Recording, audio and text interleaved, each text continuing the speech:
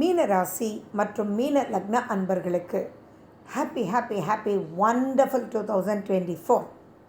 சரி, உங்களுக்கு எப்படி இருக்குன்றது பார்க்கலாம். ஆண்டு பலன் அப்படின்னாலே முக்கியமாக குரு பகவான், சனி பகவான், ராகு கேது இவங்களுடைய நிலை அப்படின்னு பார்க்கும்போது எடுத்தோடனே மீனராசிக்காரங்க சொல்கிறது என்ன தெரியுமா? போங்க மேடம், ராகு வேறு எங்கள் மேலேயே, குரு வந்து 2ஆம் வீட்டிலேருந்து 3ஆம் வீட்டுக்கு வேறு போயிடுவார். 7.5 சனிக்குள்ளே என்ன ஆகுமோ தெரியல, பயமாக இருக்குது அப்படின்றது தான் முக்காவாசி மீனராசி மீன லக்ன அன்பர்கள் சொல்கிறது. First and foremost, nothing to worry. ஏன் இந்த வார்த்தையை சொல்கிறேன்னா சும்மா ஆறுதலுக்காகலாம் கிடையாது. அப்போ 7.5 சனி இல்லையா, லக்னத்தில் ராகு இல்லையானா கண்டிப்பாக இருக்காங்க, இல்லாமல் எப்படி ஆகும்? ஆனாலும் பயப்பட வேண்டாம். ஏன் அப்படின்னா உங்களுடைய ராசிநாதன் குரு ஏப்ரல் கடைசி வரைக்கும் உங்கள் 2ஆம் வீட்டில் இருந்து உங்களுடைய நெகட்டிவான இடங்களை பார்வையினால் அது சுபிக்ஷம் பண்ணுறார். ஸோ உங்களுடைய 6ஆம் வீடை பார்க்குறார், உங்களுடைய 8ஆம் வீடை பார்க்குறார், உங்களுடைய தொழில் ஜீவனஸ்தானத்தையும் அவர் பார்க்குறார். அப்போது அது நிவர்த்தி ஆகுது. அடுத்தது பார்த்திங்கன்னா உங்களுடைய 3ஆம் வீட்டுக்கு உங்களுடைய ராசிநாதன் போய் கேதுவையே பார்க்குறார், உங்களுடைய 7ஆம் வீட்டையே பார்க்குறார். அப்போ அங்கே இருக்கக்கூடிய நெகட்டிவும் அவர் கிளியர் பண்ணுறார்.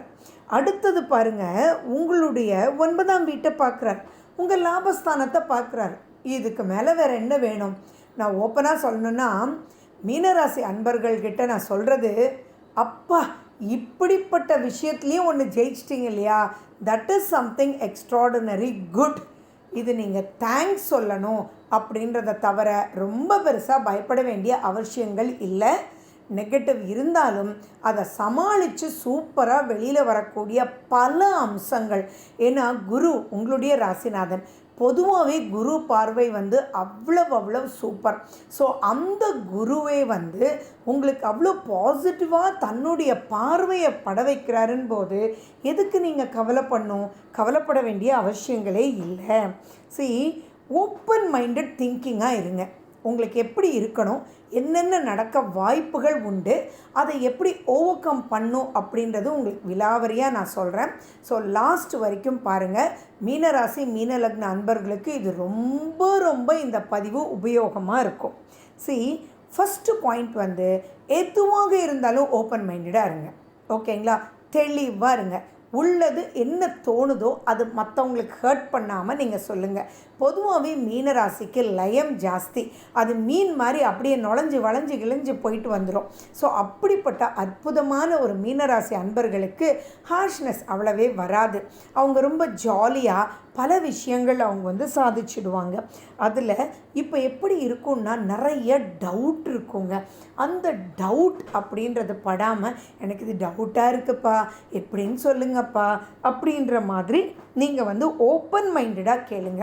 இது ஒரு குழந்தையாக இருந்தால் எப்படி அப்படின்றது ஓப்பன் டவுட்டட்.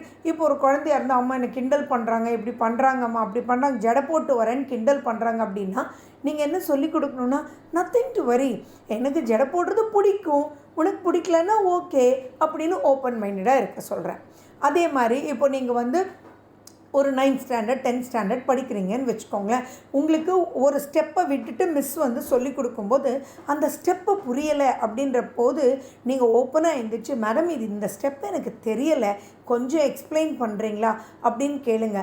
மேடம் 3+2 5 தானே, அது கூட உனக்கு தெரியல, ஆட் பண்ணணும்னு நான் சொல்லணுமா அப்படின்னு கேட்குறத வச்சு பயப்பட வேண்டாம். ஸோ எல்லாமே ஓப்பன் மைண்டட்னஸ் உங்களுக்கு ரொம்பவே ஹெல்ப் பண்ணும். ஸோ கிளாரிட்டி, எதுவுமே ஷார்ட்டாக பேசாதீங்க. வா போ சாப்பிடு அப்படின்றது வேண்டாம். எனக்கு சூடு ஆறுறதுக்குள்ளே வந்து சாப்பிடுங்க. Let it be a lengthy talk. அந்த லெங்தி டாக் அப்படின்னு வரும்போது உங்களுக்கு நிறைய விஷயங்கள் பிரச்சனையிலேருந்து வெளியில் வந்துடுவீங்க. அண்ட் நீங்கள் வந்து பெஸ்ட் என்ன பண்ணுங்கன்னா, உங்களுக்கு பிடிச்ச ஏதாவது ஒரு தர்மம் கையில் எடுங்க. அது வந்து ஆசிரமமாக இருக்கலாம் அல்லது கோசாலையாக இருக்கலாம். அங்கே நீங்கள் வந்து போய் ஒரு பசுமாட்டுக்கு உணவு கொடுக்கறது, அதோட ஸ்பெண்ட் பண்ணுறது, ஒரு மீன் வளர்க்குறது. மீன் வளர்ப்பு உங்களுக்கு ரொம்ப ப்ளஸ்ஸாக இருக்கும்.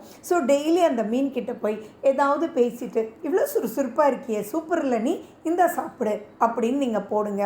அந்த மீன் எப்படி துள்ளி ஓடி குதித்து அங்கே இங்கேயும் போகுமோ அதை நீங்கள் பார்க்கும்போது அவ்வளவு வரவு சூப்பராக இருக்கும்.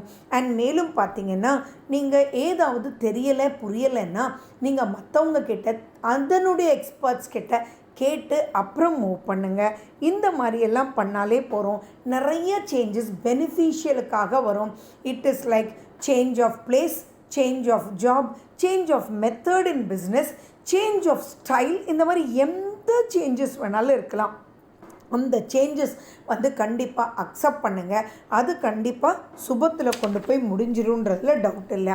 நீங்கள் லக்ஷ்மி நரசிம்மரனுடைய வழிபாடு ரொம்ப ரொம்ப ரொம்ப முக்கியம்.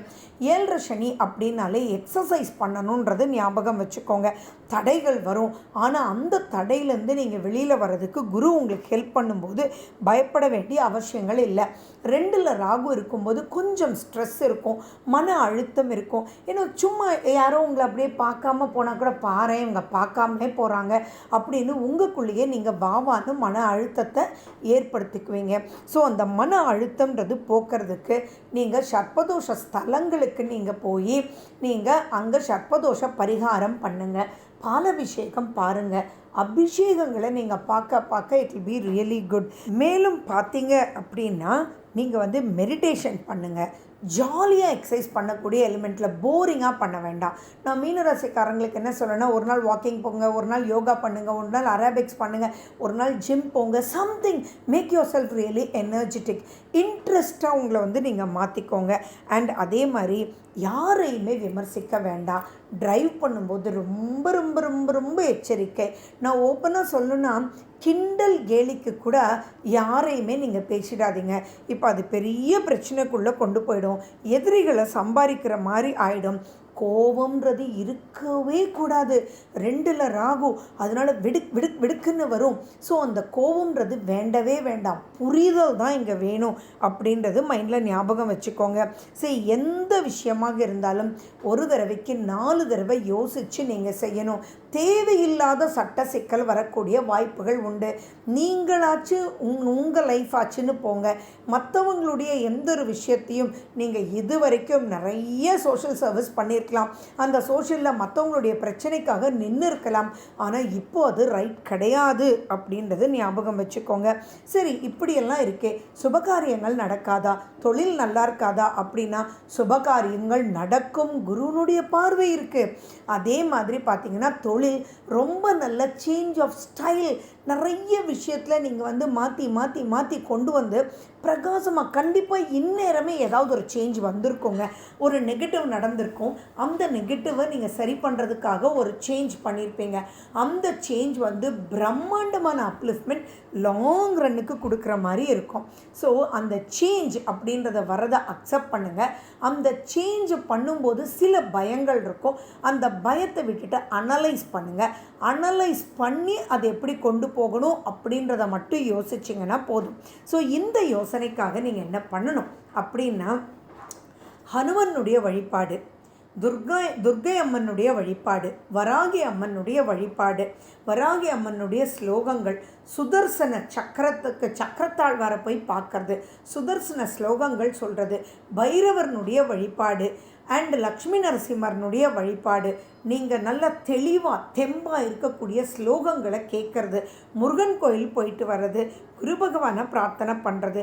அதே மாதிரி விநாயகர் கோயிலை விட்டுறாதீங்க. உங்களுக்கு 7ல் தான் லக்னம் கன்னியில் இந்த வருஷம் பிறக்குது.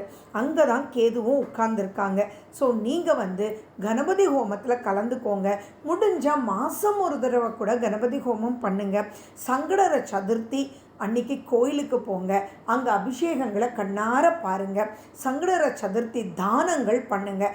பசுமாட்டுக்கு தானங்கள் பண்ணுங்கள். சரி, நான் இப்படி சொல்லிகிட்டே போகலாம். உங்களுக்கு எது ஈஸியோ, குறைஞ்சபட்சம் டெய்லி உங்கள் வீட்டுக்கு பக்கத்தில் இருக்கக்கூடிய விநாயகர் கோயில், எங்கே பூஜை புனஸ்காரம் நல்லா பண்ணுறாங்களோ அந்த விநாயகர் கோயிலுக்கு போய் நீங்கள் மனசார வேண்டிட்டு அங்கே மணி அடிச்சுட்டு நீங்கள் அங்கேருந்து அருகம்புல் வாங்கிட்டு வந்தாலே போகிறோம்.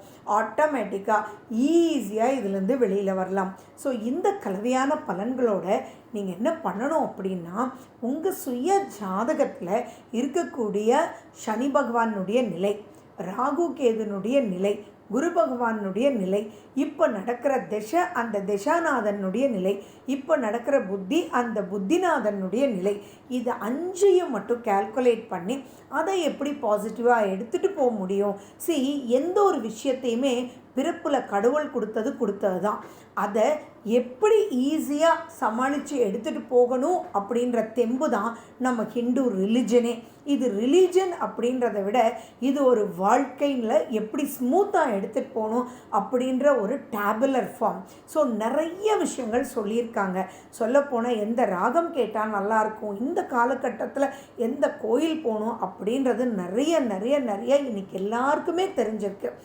அதில் நீங்கள் எது ஈஸியாக கைப்பிடிச்சிக்க முடியுமோ, செயல்படுத்த முடியுமோ, கஷ்டமானது கையில் எடுத்துகிட்டு கஷ்டப்பட வேண்டாம். எது ஈஸி, எது ரெகுலராக உங்களால் முடியுமோ அதை நீங்கள் பண்ணுங்கள். இன்னும் சொல்லப்போனால் நான் ஒரே ஒன்று ரிக்வெஸ்ட் பண்ணுறது, தீபதவம் பண்ணுங்கள்.